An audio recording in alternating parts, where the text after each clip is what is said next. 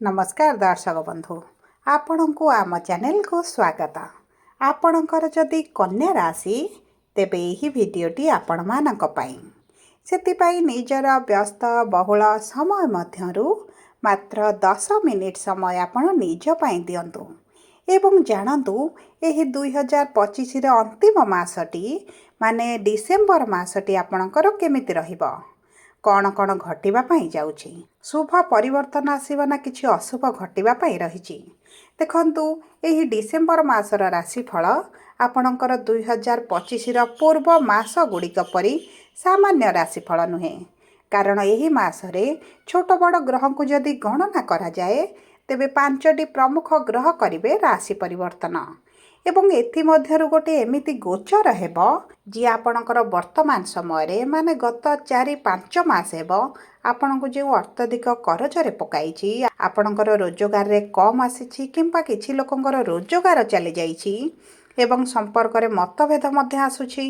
यह छडा बिना कारण रे आपणकर खर्चर परिस्थिति एमिति बढ़िछि जे आपण यह बुझी पारु नाहंती जे केते रोजगार कले आपण को अंटिब बा आपणकर एही आर्थिक समस्या भितरु आपण बाहर को आसीबे। सेति पई एही डिसेंबर मासर राशि फल रे सेही ग्रह मानकर परिवर्तन विषय रे आपण जानिबे जे आपण मानकु आपणक शक्ति विषय रे जणाइबो, माने आपणक जीवन रे किछि गोटे बड़ परिवर्तन आनिबो। तेबे आसंतु जानिबा एही डिसेंबर मास आपणक जीवन रे किपरि परिवर्तन आणुछि। आपणकर एही जे 5टी ग्रहंकर परिवर्तन हेबो ताहा आपणक कुंडलीर केउ गृह रे हेबो, केउ ग्रह गुड़िक आपणको शुभ फल देबे, केउ ग्रह गुड़िक आपणको अशुभ फल देबे, ता सहित एही मासर अशुभत्व को दूर करिबा पई किछिटा सहज उपाय मध्य भिडियोर शेष भाग रे आपणको दिया जिवो। सेतिपई आपण आम सह भिडियोर शेष पर्यंत जोड़ी होई रुहंतु। एबे आसंतु कार्यक्रमटी को आग को बढ़ाइबा, किंतु भिडियोटी आरंभ करिबा पूर्वरु जदि आपणकर भी कन्या राशि होई थाए एवं आपण भी ईश्वर को आंतरिक भक्ति एवं विश्वास करंती तेबे भिडियोटी को लाइक करंतु। कमेंट बॉक्स रे जय जगन्नाथ जय मां लक्ष्मी अवश्य लिखि दियंतु। ता सहित आम सह जोगाजोग करिबा पई भिडियोर मध्य भाग रे एक व्हाट्सएप नंबर टिए दिया जाइछि, जो नंबर साहाय्य आपण आम सह जोगाजोग करी निजर नूतन कुंडली प्रस्तुत करि परिबे, कुंडली विश्लेषण कराई परिबे किंबा आपणकर चाकरी, विवाह, व्यवसाय, प्रेम संपर्क, शिक्षा, स्वास्थ्य को नहीं किछि समस्या रहिछि ताहार सहजरे एवं स्वल्प मूल्य रे समाधान करि परिबे। ता सहित आपण जदि आपणकर राशि लग्न नक्षत्र अनुजाई 2026 र प्रत्येक मास किभଳି आपणकर अतिबाहित हेबो, प्रत्येक मासरे कोन घटिबा पई जाउची, केउ मास गुड़िक आपणक पई शुभदायक, केउ मास गुड़िक आपणक पई अशुभदायक एवं प्रति मासरे कोन रहिछि प्रतिकार जदि आपण जानिबा पई चाहुछंती तेबे संपूर्ण वार्षिक राशि फल रिपोर्ट आम सह एही व्हाट्सएप नंबर रे जोगाजोग करी आपण बहुत स्वल्प मूल्य रे आम ठारू प्राप्ति करि परिबे। सेति पई आपण आम सह शेष पर्यंत जोड़ी होई रुहंतु एवं व्हाट्सएप नंबर माध्यम रे आम सह जोगाजोग करंतु। एबे आसंतु कार्यक्रमटी को आग को बढ़ाइबा, किंतु सर्वप्रथमे जानिबा आपणक राशि रे नवग्रहंकर स्थितिटी एही डिसेंबर मास 1 तारिख ठारू किभଳି रहिबा पई जाउछि। देखंतु आपणकर द्वितीय गृह रे बुध, तृतीय गृह रे मंगल, शुक्र एवं सूर्य, षष्ठ गृह रे राहु, सप्तम गृह रे शनि, एकादश गृह रे देवगुरु बृहस्पति एवं द्वादश गृह रे केतु विराजमान करिसंती, जहा फल रे सेही गृह गुड़िकरे सेमानकर प्रभाव अधिक रहिबो। तेबे सर्वप्रथमे जानिबा एही डिसेंबर मास 1 तारिख ठारू आपणकर कर्मक्षेत्र, चाकरी, व्यवसाय किभଳି रहिबा पई जाउछि। देखंतु आपणक कर्मर गृहर स्वामी हेउछंती बुध, जी आपणकर धनर गृह रे विराजमान करिसंती एवं आपणकर 6 डिसेंबर दिन आपणक तृतीय गृह को गोचर करिवे। तेणु करी जो व्यक्ति माने ऑनलाइन रे कार्य करूछंती किबा सॉफ्टवेयर रे कार्य करूछंती, नेटवर्क रे कार्य करूछंती, डिजिटल मार्केटिंग करूछंती, सोशल मीडिया रे अछंती, इन्फ्लुएंसर अछंती किबा आपण ऑनलाइन रे किछि व्यवसाय करूछंती तेबे आपण को आकाश छुआ सफलता प्राप्ति हेबो।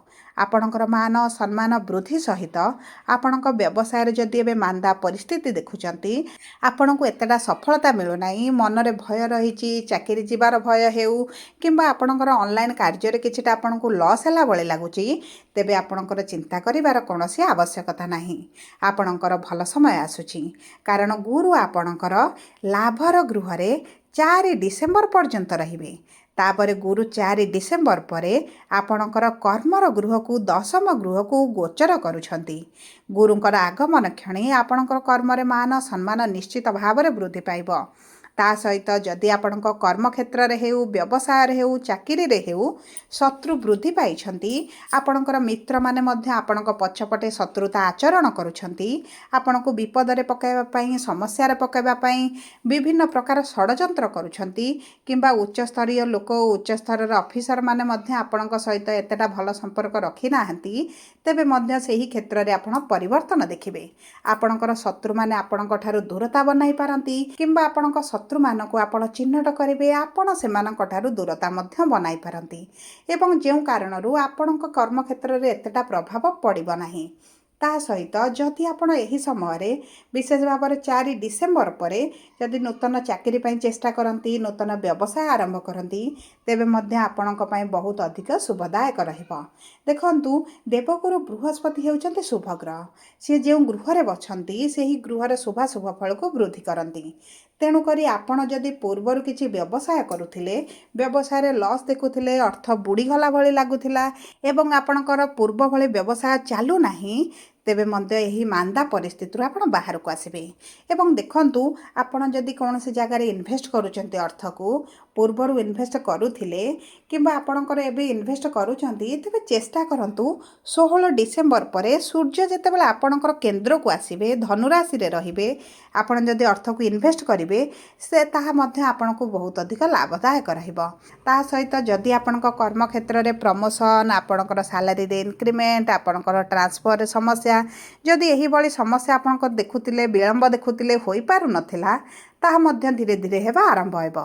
ଏବଂ ଦେଖନ୍ତୁ, ଯଦି ଆପଣ ବିଦେଶ ଯିବାକୁ ଚାହୁଁଛନ୍ତି ଏବଂ ବିଦେଶରେ ବ୍ୟବସାୟ ହେଉ, ଚାକିରି କରିବା ପାଇଁ ଚାହୁଁଛନ୍ତି, ସେହି କ୍ଷେତ୍ରରେ ମଧ୍ୟ ଆପଣଙ୍କୁ ବହୁତ ଗୁଡ଼ିଏ ସୁଯୋଗ ପ୍ରାପ୍ତି ହେବ ଏବଂ ଆପଣଙ୍କର ଯଦି ଭିଜା ହେଉ, ପାସପୋର୍ଟ ହେଉ, ଯେକୌଣସି ସମସ୍ୟା ରହୁଛି, ଆପଣ କରିପାରୁନାହାନ୍ତି, ଯାଇପାରୁନାହାନ୍ତି, ସେଥିରେ ମଧ୍ୟ ଆପଣଙ୍କର ଧୀରେ ଧୀରେ ସମାଧାନ ହେବାର ଆପଣ ଅନୁଭବ କରିବେ। ଏବେ ଆସନ୍ତୁ ଜାଣିବା କିପରି ରହିବ ଆପଣଙ୍କର ଆର୍ଥିକ ସ୍ଥିତି ଏହି ଡିସେମ୍ବର ମାସ ପ୍ରାରମ୍ଭରୁ। ଦେଖନ୍ତୁ, ଆପଣଙ୍କର ଦ୍ୱିତୀୟ ଗୃହରେ ବୁଧ ବିରାଜମାନ କରିଛନ୍ତି ଏବଂ ଆପଣଙ୍କର ଦ୍ୱିତୀୟ ଗୃହର ସ୍ୱାମୀ ହେଉଛନ୍ତି ଶୁକ୍ର, ଯିଏ ଆପଣଙ୍କର 20 ଡିସେମ୍ବର ପର୍ଯ୍ୟନ୍ତ ତୃତୀୟ ଗୃହରେ ରହିବେ ଏବଂ 20 ଡିସେମ୍ବର ପରେ ଆପଣଙ୍କର ଚତୁର୍ଥ ଗୃହକୁ ବା କେନ୍ଦ୍ରକୁ ଗୋଚର କରିବେ ଏବଂ ଗୁରୁ ମଧ୍ୟ ଆପଣଙ୍କର 4 ଡିସେମ୍ବରରେ କେନ୍ଦ୍ରରେ ବିରାଜମାନ କରି ଆପଣଙ୍କର ଅର୍ଥର ଗୃହକୁ, ଧନର ଗୃହକୁ ପଞ୍ଚମ ଦୃଷ୍ଟି ପ୍ରଦାନ କରିବେ। ଏହାର ଅର୍ଥ ହେଉଛି ଆପଣଙ୍କ ଆର୍ଥିକ କ୍ଷେତ୍ରରେ ଏବେ ଯେଉଁ ସମସ୍ୟା ବଢ଼ିଯାଇଛି, ଆପଣ ଯେଉଁ କରଜରେ ଅର୍ଥକ ସମସ୍ୟାରେ ବୁଡ଼ିଗଲେଣି, ଲୋନ୍ ଆପଣଙ୍କର ବଢ଼ୁଛି, କରଜ ବଢ଼ୁଛି, ଗୋଟେ ସୁଝିବା ବଦଳରେ ଆପଣଙ୍କର ଅନ୍ୟତି ବଢ଼ିଯାଉଛି, ତେବେ ଏହିସବୁ ଚକ୍ରବ୍ୟୂହରୁ ଆପଣ ଧୀରେ ଧୀରେ ବାହାରକୁ ଆସିବା ଆରମ୍ଭ କରିବେ। କାରଣ ଗୁରୁଙ୍କର ପଞ୍ଚମ ଦୃଷ୍ଟି ବହୁତ ଅଧିକ ଶୁଭଦାୟକ ହୋଇଥାଏ। ତେଣୁକରି ଆପଣଙ୍କର ଯଦି ଲୋନ୍ ଅଛି, କରଜ ଅଛି, ଧାରେ ଆଣିଛନ୍ତି, ସେହି ସବୁ ଗୁଡ଼ିକ ଧୀରେ ଧୀରେ ସୁଝିବା ସହିତ ଆପଣଙ୍କର ଇନକମ୍ରେ ବୃଦ୍ଧି ଘଟିବ। ଆପଣଙ୍କର ଯେଉଁ ଖର୍ଚ୍ଚ ଗୁଡ଼ିକ ବଢ଼ିଯାଉଥିଲା, ସେଥିରେ ଟିକେ ଲଗାମ ଲାଗିବ। କିନ୍ତୁ ମନେ ରଖନ୍ତୁ, ଦ୍ୱାଦଶ ଗୃହରେ କେତୁ ବିରାଜମାନ କରିଛନ୍ତି। କେତୁ ଆପଣଙ୍କର ହସ୍ପିଟାଲରେ କିଛି ଅର୍ଥ ଖର୍ଚ୍ଚ କରାଇ ପାରନ୍ତି ବା ଆପଣଙ୍କର କୌଣସି ଜାଗାକୁ ଯାତ୍ରା କରିପାରନ୍ତି, ଟ୍ରାଭେଲ୍ କରିପାରନ୍ତି, ତୀର୍ଥଯାତ୍ରାରେ ଯାଇପାରନ୍ତି, ଯେଉଁ ମାଧ୍ୟମରେ ଆପଣଙ୍କର କିଛିଟା ଅର୍ଥ ଖର୍ଚ୍ଚ ହୋଇପାରେ, ସେଥିପ୍ରତି ଆପଣଙ୍କୁ ଟିକେ ଦୃଷ୍ଟି ଦେବାକୁ ପଡ଼ିବ। ନଚେତ୍ ଦେଖନ୍ତୁ, ଆପଣଙ୍କର ଅର୍ଥ ତ ବ୍ୟୟ ନିଶ୍ଚିତ ଭାବରେ ହେବ। ଯଦି ଆପଣ ସଠିକ୍ ଭାବରେ ବିନିଯୋଗ କରିଦିଅନ୍ତି, ତାହା ଆପଣଙ୍କ ପାଇଁ ଅତି ଉତ୍ତମ ରହିବ ଏବଂ ଆପଣଙ୍କର ଅର୍ଥ ଯଦି କୌଣସି ଜାଗାରେ ପେଣ୍ଡିଂ ରହିଛି, ଫସିକି ରହିଛି, ଆପଣ ଦୀର୍ଘ ଦିନ ହେଲା ଦୌଡ଼ିବା ପରେ, ମାଗିବା ପରେ ଆପଣଙ୍କ ଅର୍ଥ ଆପଣଙ୍କୁ ପ୍ରାପ୍ତ ହେଉନଥିଲା, ତାହା ମଧ୍ୟ ଆପଣଙ୍କୁ ମିଳିଯିବ। ଏବେ ଆସନ୍ତୁ ଜାଣିବା କିପରି ରହିବ ଆପଣଙ୍କ ବୈବାହିକ ସମ୍ପର୍କ ଏବଂ ବିବାହର ଯୋଗ। ଯୋଗ। ଦେଖନ୍ତୁ ଆପଣଙ୍କର ସପ୍ତମ ଗୃହରେ ଶନି ବିରାଜମାନ କରିଛନ୍ତି, କିନ୍ତୁ ଶନି ଆପଣଙ୍କର ବକ୍ରି ଥିଲେ, ଯେଉଁ କାରଣରୁ ଆପଣଙ୍କ ବିବାହରେ ବାଧା ବିଘ୍ନ ସମସ୍ୟା ଆସୁଥିଲା, ବିବାହ ଠିକ୍ ହୋଇପାରୁନଥିଲା, ବିବାହ ପେଣ୍ଡିଂ ହୋଇ ରହିଛି, ବିବାହ ଶେଷ ମୁହୂର୍ତ୍ତରେ ଆପଣଙ୍କର ଭାଙ୍ଗି ଯାଉଛି, ଏହିଭଳି ବିଭିନ୍ନ ପ୍ରକାର ସମସ୍ୟା ଆପଣଙ୍କର ଆସୁଥିଲା। କିନ୍ତୁ ଶନି ମାର୍ଗୀ ହେବା କ୍ଷଣି ଆପଣଙ୍କର ବିବାହର ବହୁତ ଭଲ ଯୋଗ ବନୁଛି। ଯେଉଁ ବ୍ୟକ୍ତିମାନଙ୍କର ବୟସ ବଢ଼ିଲାଣି, ବିବାହରେ ବିଳମ୍ବ ହେଲାଣି, ପ୍ରସ୍ତାବ ଆସୁନି, ବିବାହ ଠିକ୍ ହୋଇପାରୁନି, ସେମାନଙ୍କର ଧୀରେ ଧୀରେ ବିବାହ ମଧ୍ୟ ଠିକ୍ ହୋଇପାରେ। ବିଶେଷ ଭାବରେ ଆପଣଙ୍କ ରାଶିର ସ୍ୱାମୀ ବୁଧ ଆପଣଙ୍କର ଯେତେବେଳେ କେନ୍ଦ୍ରକୁ ଗୋଚର କରିବେ, ମାନେ 6 ଡିସେମ୍ବର ପରେ ଆପଣଙ୍କର ବିବାହ ଠିକ୍ ହୋଇଯିବାର ବହୁତ ଅଧିକ ସମ୍ଭାବନା ଅଛି।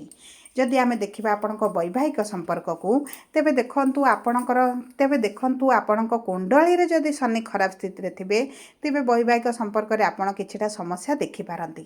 ପତି ପତ୍ନୀଙ୍କ ମଧ୍ୟରେ ମନମାଳିନ ମତଭେଦ ବଢ଼ିପାରେ, ଆପଣଙ୍କ ସାଥୀଙ୍କ ସ୍ୱାସ୍ଥ୍ୟରେ କିଛିଟା ସମସ୍ୟା ଦେଖା ଦେଇପାରେ ଏବଂ ପରିବାର ଲୋକଙ୍କ ସହିତ ଆପଣଙ୍କର ଏତେଟା ଭଲ ସମ୍ପର୍କ ନ ରହିପାରେ। ମତଭେଦ ଭଳି ପରିସ୍ଥିତି ଯୋଗୁଁ ଆପଣ ଉଭୟ ଅଲଗା ମଧ୍ୟ ରହିପାରନ୍ତି। କିନ୍ତୁ ଯଦି ଆପଣଙ୍କ କୁଣ୍ଡଳୀରେ ଶନି ଭଲ ସ୍ଥିତିରେ ଅଛନ୍ତି, ତେବେ ଆପଣଙ୍କର ଏହି ସମସ୍ୟା ଧୀରେ ଧୀରେ କମିବା ଆରମ୍ଭ ହୋଇଯିବ। ଆପଣଙ୍କ ପତି ପତ୍ନୀଙ୍କ ମଧ୍ୟରେ ବୁଝାମଣା ଠିକ୍ ହୋଇଯିବ, ଆପଣ ପରିବାର ଠାରୁ ଅନ୍ୟତ୍ର ରହିପାରନ୍ତି ଏବଂ ଉଭୟ ଯଦି ବି ଆପଣ ଛାଡ଼ପତ୍ର ଚାହୁଁଛନ୍ତି, ଅଲଗା ହେବା ପାଇଁ ଚାହୁଁଛନ୍ତି, ଡାଇଭର୍ସ ପାଇଁ ଆପ୍ଲାଏ କରିଛନ୍ତି, ସେଥିରେ ମଧ୍ୟ ଆପଣ ଅଲଗା ହୋଇ ବି ମଧ୍ୟ ପାରନ୍ତି।